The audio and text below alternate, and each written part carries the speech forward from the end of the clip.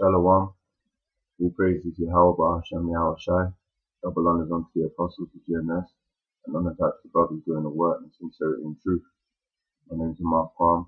This is the video on the topic of the covenant, the old covenant.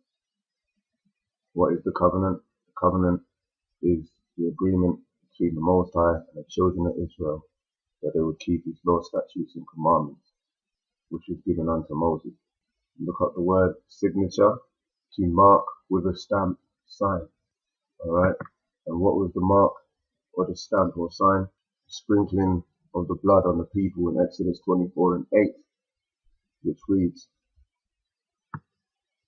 And Moses took the blood and sprinkled it on the people, and said, Behold the blood of the covenant, which the Lord hath made with you concerning all these words. And also there was an oral agreement, as you read up on Exodus 24 and 7, which reads, And he took the book of the covenant and read in the audience of the people, and they said, All that the Lord hath said will we do, and be obedient. Now we'll move on to the word signify, which means to make signs, show by signs, point out, express. So how did the Lord express himself or his power? Through showing his power in Egypt, in Deuteronomy 7 and 8. But because of the Lord loved you, and because he would keep the oath which he had sworn unto your fathers, that the Lord brought you out of with a mighty hand, and redeemed you out of the house of bondmen, from the hand of Pharaoh, king of Egypt. And that's how the Lord signified his power. Which brings me to the next scripture, Ecclesiastes 12 and 13. Let us hear the conclusion of the whole matter. Fear God and keep his commandments, for this is the whole duty of man. And how did you fear the Lord? Because there was going to be blessed, you would be rewarded for keeping the laws, statutes, and commandments, and you would also be cursed if you broke those laws, statutes, and commandments. I'm going to first start with the blessings. Deuteronomy 28 and 1. And it shall come to pass, if thou shalt hearken diligently unto the voice of the Lord thy God, to observe and to do all his commandments, which I commanded thee this day, that the Lord thy God will set thee on high above all nations of the earth. So we were going to be rulers if we followed all the law, statutes, and commandments, and that blessings would overtake us, is spoken of in the second verse. Exodus 19 and 6 further continues that point. And ye shall be unto me a kingdom of priests and an holy nation.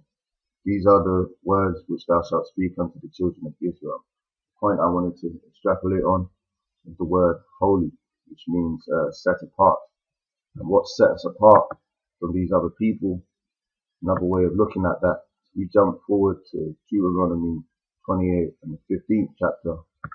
This explains or expands upon what would happen to these particular people if they didn't keep the law, statutes, and commandments. Deuteronomy 28 and 15. But it shall come to pass, if thou wilt not hearken unto the voice of the Lord thy God, to observe, to do all his commandments and his statutes which I commanded thee this day, that all the curses shall come upon thee and overtake thee. And part of those curses, which was slavery, if I jump real forward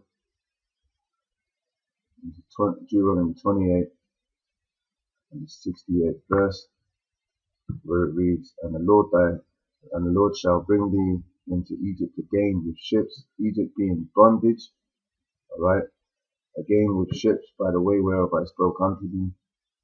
Thou shalt see it no more again, and there ye shall be sold unto your enemies for bondmen and bondwomen, and no man shall buy you being redeemed. So our people went into the transatlantic slave trade because we went off the law, statutes, and commandments, alright, which was given unto our forefathers. And by not keeping those laws, these curses, especially in the 68th verse, alright, we know today only fits a specific race of people, alright, and that proves who the Israelites are today. With that, I'm going to say shalom.